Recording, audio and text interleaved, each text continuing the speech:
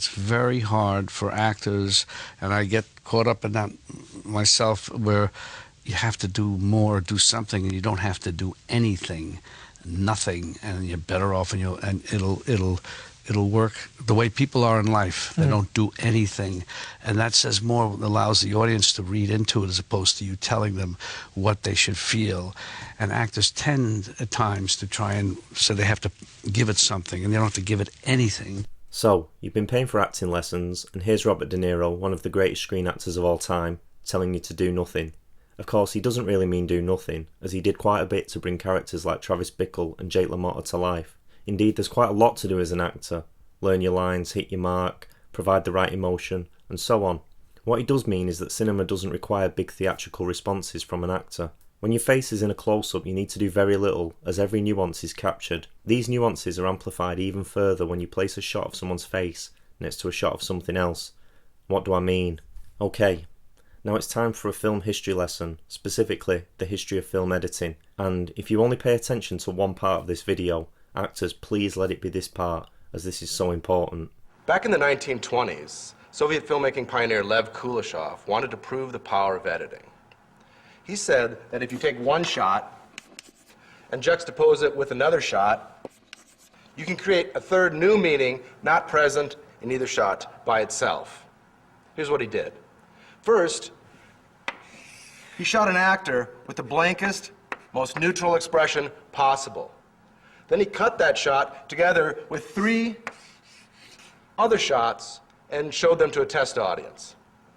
So when the first audience saw Mr. Expressionless here cut together with a shot of a bowl of soup, they not only interpreted the juxtaposition as meaning that he was hungry, but they thought they could read hunger in the actor's face. When another audience saw the same shot of the same actor cut together with a shot of a dead woman, they understood he was sad and credited at least some of that to the actor's performance. When the last audience saw the same blank face cut together with a shot of a little girl, they interpreted his expression as happy or proud. The great thing is that he proved that meaning is not just contained within shots, but that editing can create new meaning not present in either shot by itself. What an important lesson this is for screen actors. Now, I don't run a film or TV acting class, but if I did, this would undoubtedly be the first thing I taught the students. If a blank face, cut with another object or another person, can create meaning for an audience and an emotional response, think what an actor can do with a slight glance. A look to the left, a look to the right. It means that an actor can do a lot by doing very little. Now, some actors may not buy into De Niro's comment about doing nothing, or the notion of the Kuleshov effect.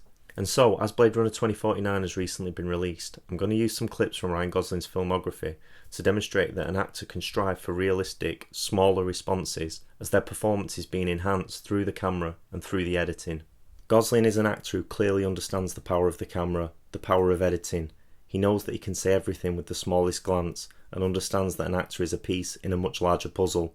Stories on film are told through camera shots, editing, sound, music, colour, and so on. Okay, I'm going to start with a scene from Drive, and this is one of my favourite scenes. I love it as it's pure cinema. All the information is presented visually. No dialogues required to explain what we're seeing or what we should be thinking. Shots and cuts are used to create the meaning. We have the driver walking through a supermarket. Look at his stillness. He's walking through a shop in a way that most of us would. He isn't looking at every item on the shelf. He's almost in a daze. And then he stops. I've paused it here. He's looking at something, and it's obviously something important that we, the audience, should pay attention to. The next shot reveals the driver's neighbour, Irene, and her son. We realise that the two shots are connected, and that the driver is looking at Irene. Will he speak to her? No. The driver turns away from the camera and Irene and walks down the next aisle where he stops to listen to her. To me, this demonstrates one of the key themes of the film: isolation and a longing for a connection. The driver wants to connect, but he doesn't know how. Now, it would have been easy for Gosling to play the moment in which he stops in a scatty, jittery manner, with his eyes flicking left to right, looking for an exit, a way out, but that wouldn't play in a film of Drive's tone. A comedy? Possibly, but not a serious drama. Gosling is very still and his performance is very small, but it gives the audience room to read the scene. This moment is a perfect example of what De Niro is talking about. Allow for the audience to find meaning. In this scene, which takes place later in the film, we have the driver in one room and Irene in another. At this point, they've developed a relationship. Okay, I'm going to skip forward slightly so I can get to the part that I want to discuss. Irene is listening to her husband give a speech about returning home from prison. We have a shot of Carey Mulligan's character Irene, looking quite sad, and then we have a shot of the driver sat alone. The filmmakers then begin to cut back and forth between Irene and the driver. They're connected by the edit. We realise that they're probably thinking about each other. This is confirmed through the use of the music, the lyrics, "I do nothing but think of you." Just look at the actors' faces. The performances aren't big, they're very still, very naturalistic. They don't push it too far, because they know that cinema is carrying some of the emotional weight and adding to their performance. Okay, this is a clip from Half Nelson. We hear an alarm. And yet when we cut to the protagonist, he's already awake. The next shot reveals that he's sat in his lounge, presumably he's been awake all night.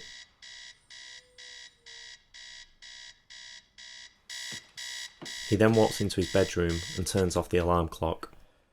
In 3 shots, the filmmakers have said so much about this character. He's not sleeping, he looks slightly dishevelled, he spent the evening in his lounge. Look at what the actor's actually doing.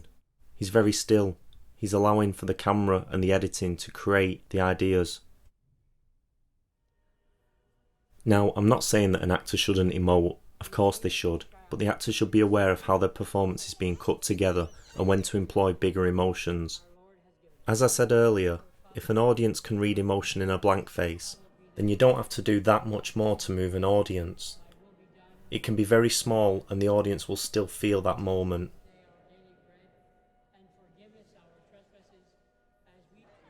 Finally, La La Land. This is a scene from the end of the film, so spoilers. The audience have just seen a dream sequence in which the 2 lead characters live happily ever after, but the reality is that they're not together. I'm gonna let this play out now, but just look at the performances and think about how it makes you feel, what it makes you think, and how much the actors are actually doing with the smallest of expressions.